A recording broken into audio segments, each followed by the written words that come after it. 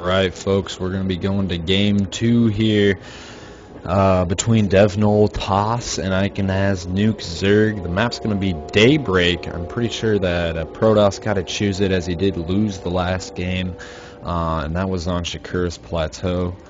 So we'll see if there's going to be much difference on this map in the way that the players play.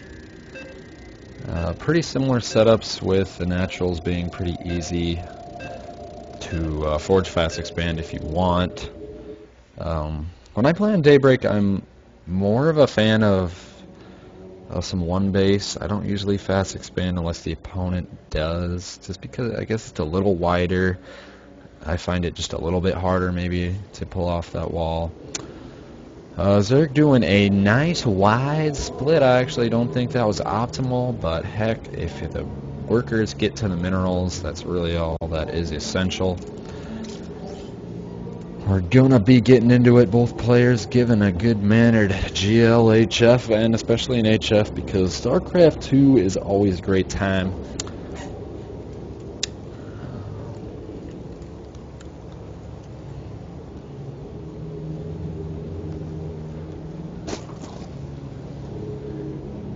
And I have currently given up watching the latest episode of Game of Thrones to cover these games tonight. So if a guy is willing to sacrifice watching a great show to cast some StarCraft, you know that it better be for a good reason, and this had better be some good stuff. It has been exciting indeed already. And it looks like many Terrans, 3 or 4 of them, have been climbing through the top of the brackets, and we've ended up with a semifinal of TVT up there. And so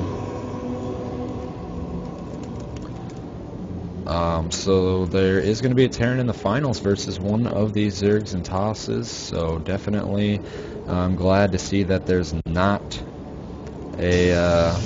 going to be a mirror match of any sort. I'm not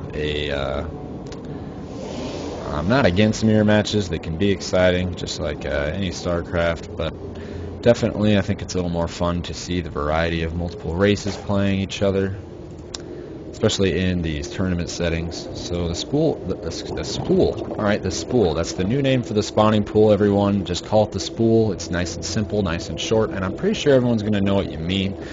The spool coming down here on pretty early, so we could see some ling pressure in the production tab, just drones still. But we'll see if indeed he does do any lings. The hat trick coming down though, so still pretty normal looking here. The Cybercore, I think this is a hole, but also I cannot tell if this is actually a hole. So that probe does fit through the middle. Interesting wall off. We'll see how it goes. And a probe sitting at the third, probably going to try to deny that from coming down, as we've seen Warp Gate get going, so we could see some early pressure coming down from Protoss. He has gotten 2 gas geysers though, so I would think we will indeed see a little bit more tech than, say, a 4-gate. Maybe something like a 3-gate robo or Stargate opening could happen fairly easily here. Hatchery is going to be finishing up right now. Still just maximum drone production coming. First gas guys are just now being taken, and the queen pops. She will be doing that good old larva inject. Probe just down here chilling, seeing no attempts at taking a super quick third, which is a good choice, as when you have a 1-basing toss, you got to be ready for anything out of there. And a good job of scouting. Oh my goodness, we see 2 more gateways. Alright, so a 3-gate of some form is going to come. It'll be interesting to see what he tacks on after this, as soon as the minerals come for another building. In come Protoss just ahead by a little bit in workers. Both players doing a good job of avoiding supply block. Getting some good timings down on these builds, and now probably going to, they do find that probe, and that probe will die, and he's going to double back and take some major hits. He will indeed not make it home, but he does come in here and see the hatchery there with several drones at it. The Roach Warren on the way now, and what is it going to be? Do we have a couple of sentries coming in, and a probe moving down to the natural? Will he go take this Nexus here? Indeed he does. So it's just going to be a 3-gate expand, which could be a good thing, I believe, with the early expand and the droning that Zerg has done here. We see an Evo chamber coming down, very normal.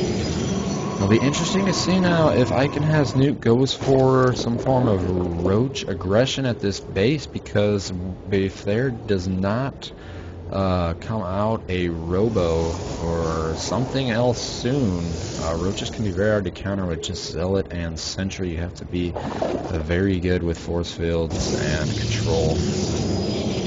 Just a lot of sentries coming on for Icon Has Nuke, and the Tickle Beam's going to see if they can kill this Overlord. They can. Tickle Beam power in force. We did have 7 of those sentries, and it turns out that they do deal the same amount of DPS as maybe one Archon. That might actually be a little bit of an misjudgment. I'm not sure they're that powerful. Third base coming down for Icon Has Nuke.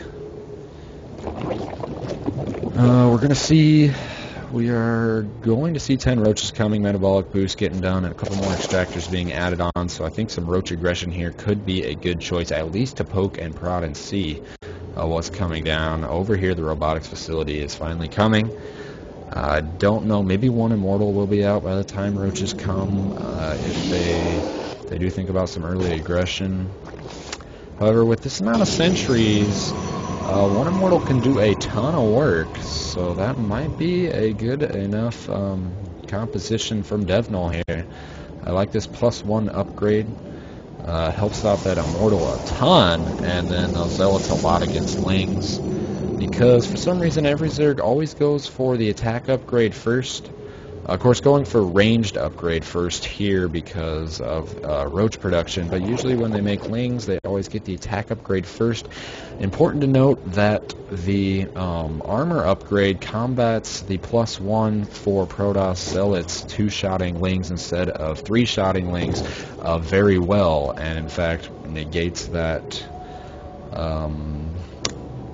as a positive and a negative will negate. So that, I'm glad that we can make sense that a +1 on 2 of the opposite tech research will indeed cancel. Something important to note. I'm glad I could provide this information. So we don't even see a lot of Zealots, and we don't see any Wings, so that was kind of not worth noting unless you're just interested in general PvZ. Looking at the income, 60 harvesters from the Zerg, doing a good job of macroing up, taking that third base, already with a lot of drones there. Some good saturation, even about everywhere, it looks like, indeed. Macro hatch in the main here, and the Glial Reconstitution coming on down, giving those roaches speed, which is very key when they're trying to run up ramps against force fields. Immortals are too fat to actually fit through the single Zealot wall, so that actually I've not run into that problem before. A real bummer here. Immortal, what are you going to do? Are we going to see a Warp Prism? Indeed we are. Gotta make a Warp Prism in order to move you over. Oh, such a drag right here. At least put this poor Immortal here where he might be able to do something. Zerg could get some tricks up his sleeve if he hears that the Immortals are currently not able to get out of the main. But no, just gonna laugh it off. Assume that Protoss is doing whatever he can to fix that. Supply block did block the Warp Prism. He decided, screw it with the Warp Prism, we're getting Colossi. They can walk over all the things except for double cliffs like the ones on Antigua. Quite annoying. A Zergling gonna be up here in the third.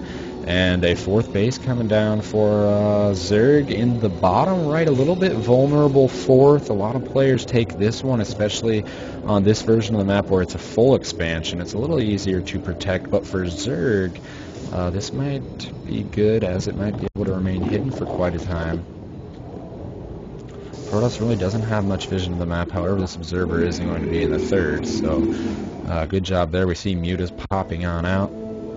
In fact, a lot of mutas popping, 13, 14 mutas in existence right now, and we don't really have a lot of anti-air from Protoss, so this could be trouble. We don't see a Twilight Council yet. It is just going down, and there are not very many Stalkers at all. We see a lot of robotics production. There are there's just 2 robos, but there are going to be a lot of those Colossi being produced, and the mutas move in and they're going to snipe the Colossi tech just before Thermal Lance finishes. Such a bummer, not even canceling that research, unpowering those 2 buildings, and going to be going to work on these probes. The Stalkers moving in, but heck, just engage. Icon has nuke. There are only 3 Stalkers. He's going to go worry about sniping all of these sentries. We got to see a Guardian Shield. There one is, however. The muta count is just too high. This is going to be extremely awkward for Protoss. The build counter to a large ground army is indeed air units. I should say a ground army that doesn't consist largely of Stalkers. Now a lot of Stalkers coming in to reinforce, but there's going to be enough Lings and Roaches to probably combat that very soon. This is not Devnol's day. He's had a rough time of it indeed. I feel for him. There's very little he can do in this position right here. It looks like a little bit of some drop did happen over here. Nice warp prism, actually, that I completely missed out on. Where did that go? I do not know, but a nice little attack down there. However, the flock of muta is going to be very high, as well as a lot of Lings going to stream in. No possibility of a third being taken for toss. Says, get this gateway out of here. I gotta have this immortal. Stargate's coming down to try to counter the mutas, but we're going to be mined out in the main before we know it. And here come the mutas in, being so annoying, sniping off things. Workers going to be falling here big time, right and left. In fact, is going to engage these Stalkers. Actually, he will not. Do we see Blink done yet? We don't see Blink. It is on the way, though. But going to be hard to eventually stop this. I think if the mutas just would combine with this and a 1A would go down here. The Immortal going to be caught up here. He's going to be eliminated of shields, but that is it. The Stargate's unpowered, so no Phoenixes coming for Devnol. Icon has nuke maxed out, having no problems.